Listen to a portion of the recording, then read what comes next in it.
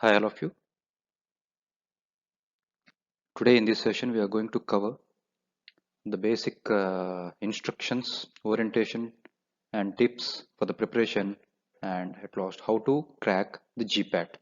Myself, I am Nagaprashant Kupurauri, and the thing which made me to record this video is nowadays the students are lacking a lot of information regarding GPAT. They don't know the basics of GPAT. So I have decided to make this video for giving basic information regarding GPAT. The tips what you can follow to crack the GPAT. And GPAT, a graduate pharmacy aptitude test, is being conducted by National Testing Agency since 2019, and it's a computer-based test which will have 125 questions for duration of 3 hours. GPAT is national level entrance examination for for getting admission into MPharm programs. Till 2018, it was conducted by AICTE as per the directions of MHRD Government of India. From 2019, National Testing Agency has been given a task of conducting JPAT, and this facilitates the institutes to select a suitable pharmacy graduates for getting admission, for giving admission into their MPharm programs. And GPAT is a 3 hours computer based online test which is conducted in a single session. GPAT score is accepted by all AICTE approved institutions, universities, departments, colleges, and affiliated colleges of any university in India. There are few scholarships and financial assistance in the field of pharmacy which are given on basis of your GPAT score. Of course, you should be qualified in that. The medium of instruction is only English.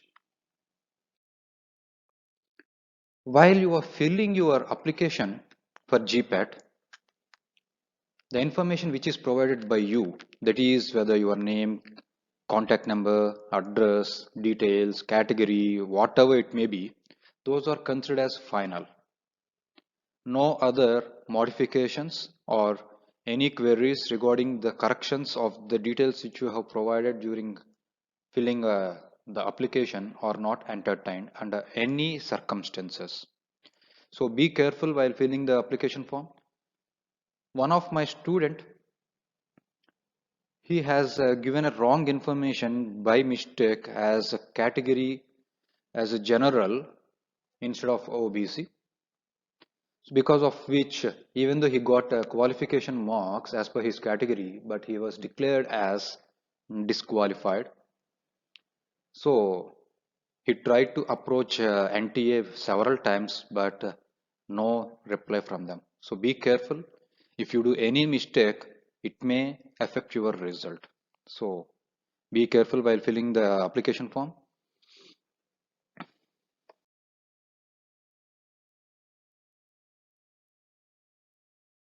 Coming to test pattern, as I told, the medium of instruction will be English only, and it is an online computer-based 3 hour duration test with 125 objective type questions. You will have 4 options for each question: A, B, C, D, or 1, 2, 3, 4, whatever it may be. You have to choose the right one. Each question carries 4 marks. For correct response, the candidate will be given 4 marks. For incorrect, 1 mark will be deducted, that is -1, that is 25% of the correct one. And any unanswered or unattempted questions will be given no marks. This is a very important thing what you have to note down. If you don't know any question, if you can't answer that, you may leave that unattempted, which helps you a lot instead of giving a wrong answer. To answer a question, the candidate need to choose one option corresponding to the correct option, as I told earlier.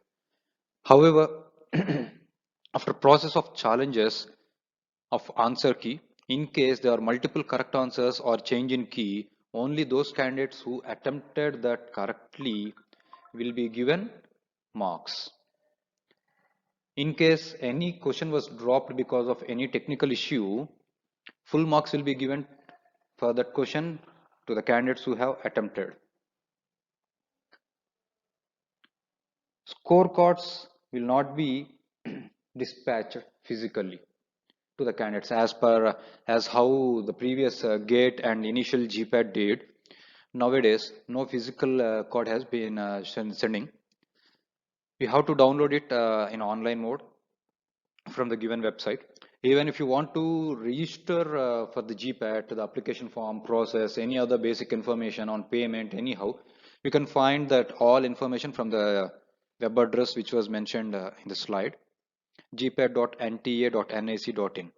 We will get entire details regarding registration, payment, and all syllabus, notification, important dates, any modifications and all you will get from this website. There is no provision for rechecking, revaluation, retotaling of the result or score, and no query in this regard will be entertained. Thus, once the results were published, that's it. That will be considered as a final. After publishing of the result, if you give any query regarding your result, no one will entertain your question or query. Every year, whenever the student is going to attempt the GPAT, the first question what he will get is which subject will be given more percentage, that is in terms of questions. So from which subject will get more questions. So every year there is a guess. Okay, from Sutix you will get around 40 questions. From chemistry you will get 50 questions, or else like this. There is a guess. All these guesses are generated based upon previous year's question pattern. But for the first time in GPAT 2021, NTA has officially released the number of questions from which it is going to ask. That is, from pharmaceutical chemistry, you are going to get 38 questions, which carries up to a max of 152 marks, and the same for Sutix, 38 and 152. Cognosy, 10 questions and 40 marks. Ecology, 28 questions and 112 marks. Other subjects like microbiology or biotechnology, like jurisprudence and all like that, all miscellaneous subjects in addition will carry 11 questions, which will give a maximum marks of 44. Based upon this tabular column, you can plan accordingly. So how to plan, which subject to study more, which subject to avoid and all, now we are going to see in next slides. Time. This is the time management this. So as I told earlier, the total time given is 3 hours, which stands 180 minutes, and total number of questions are 125. If we divide this, you will get 1.44, that is on an average 1.5 minute for each question. If you are spending more than this time for each question in initial stage, that is before first half an hour or first 1 hour, obviously you need to rush a lot during the last questions, last time. So try to stick on to this time. Don't try to give more time for this each question more than this 1.5 hour. If you really don't know any one question, you skip and allot that time to some other questions where you can succeed. So time management is again a very important thing in succeeding GPAT. This is how it looks your screen during online based test. You can see your name and the exam name what you are writing here. It is example given as UGC NET, but for you it will be written as NTA GPAT, and the subject, that is pharmaceutical sciences, it will be for us, and time remaining. And here you can see question number and question along with options 1 2 3 4. Here out of these 1 2 3 4 you have to choose any one of the circle. After selecting, if you are very clear that that is the right answer, if you are very confident, then you can choose save and next. If you are not so perfect, then you can go for save and mark for review. If you are not about to give time for this question, you can go for mark for review. If you are not at all aware about this question, this subject, then you can go for next. So here you can see how many questions you have answered, how many questions you have not answered. how many questions you have marked and visited, how many questions you have marked for review, how many questions yet to be visited. You can see all numbers in this square here, and below mentioned are the question numbers. By pressing this question number also, directly you can go to that question number. So this is the zoomed version of that box where the numbers are mentioned. These all numbers represent the number of questions. You are yet to visit 74 questions. You have not answered one. You have answered nil, marked for review, and answered and marked for review. These are all the things which helps you in the last 15 to 20 minutes for making a decision. You see here it was clearly mentioned. Answered and marked for review, here in brackets they have mentioned, will be considered for evaluation. Even though you marked for it for review, as you have answered that, upon submission after 3 hours, this question will be considered for evaluation. If it is right, you will be given 4 marks. If it is wrong, you will be deducted 1 mark. So be careful. Rules for tie breaking, it's as usual. It will be given as based upon the score you have gained.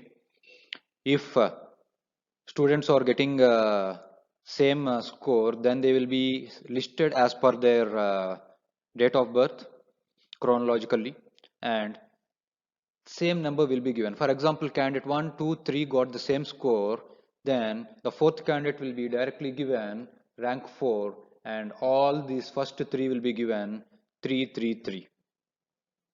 So hope you understood. And statistics. You see, since last 4 years, here I have given you the data of cutoff mark, the first rankers score, number of candidates applied, number of candidates qualified, and percent of qualified candidates. Here you can see from 2017 the cutoff mark is 113 and the first ranker got 261 score, whereas 30,743 students applied, out of which only 2,983 qualified, and the percentage is 9.7. In 2018 the cutoff mark has been increased to 137 and the first ranker got 336. Total number of students applied 34,743 and qualified 3,499, and percent qualified is 10.071. GPAT 2019, still cutoff mark has been increased furthermore, 141. The first ranker got 302. 42,827 students applied, out of which 4,119 students qualified, and the percentage is 9.618. Previous year, that is GPAT 2020, the cutoff mark furthermore increased to 163. You can see from 2017 to 2020, there is an increase of 50 marks in the cutoff. So next year also we can expect an increase in cutoff mark. In 2020, the first ranker got 315 marks, whereas 50,747 students has applied, out of which 4,913 students qualified, and the percentage is 9.68. You can see the percentage from last 4 years, it is in and around 9.5 to 10. So we may expect the same this year. The statistics, based upon the statistics, we are expecting around 58,000 students are going to apply, and the cutoff mark will be around 180. So in the next slide, I'm going to explain the assumption for GPAT 2021. Here, if I guess that cutoff mark will be less than or equal to 200, in that case, you need to attempt at least 50 questions correctly. And here there is an condition. If you are attempting all 50 questions correctly, then there is no problem. Out of these 50, if they are going negative, so you should be very careful regarding that. So here I am telling only correct questions. I am not considering any negative marks. That's why I am telling the number as 50. 50 into 4, 200, so you will get qualified. So out of 125 questions, if you can answer 50 questions correctly and unattempted, if you are leaving all other questions unattempted, then you will get 200 marks, and most probably based upon previous year statistics, we can assume that you will be qualified. The standard of GPAT is increasing year on year, and so the GPAT aspirant should prepare smarter to get succeeded. So smart preparation for the GPAT is a very, very important thing. So which the tabular column which I have shown you earlier, that is from which subject, how many questions you are going to get. Based upon that, if you prepare smartly, you will get succeeded very easily. GPAT exam preparation can be done by various techniques like studying the standard textbooks, solving previous year question papers, and attempting mock tests. So out of these, the second one, that is solving previous year's question papers, helps you a lot in understanding the pattern and standards of questions, what you are going to face during GPAT 2021. Focus on all subjects. Don't neglect any subject, but of course concentrate more on your own favorite subjects. Few organic and physical chemistry questions will be asked from +2 level also. So if you are just revise your +2 syllabus, it may be helpful in your GPAT success. Practice makes man perfect. So try to practice your MCQs daily from different subjects. If you practice daily, then the chances of getting succeed will increase more. These are some of the important textbooks which you can refer for each subject, like for pharmaceutics, Lackman, Remington, Martin, N.K. Jain for NDDS, and G.K. Jain for calculations.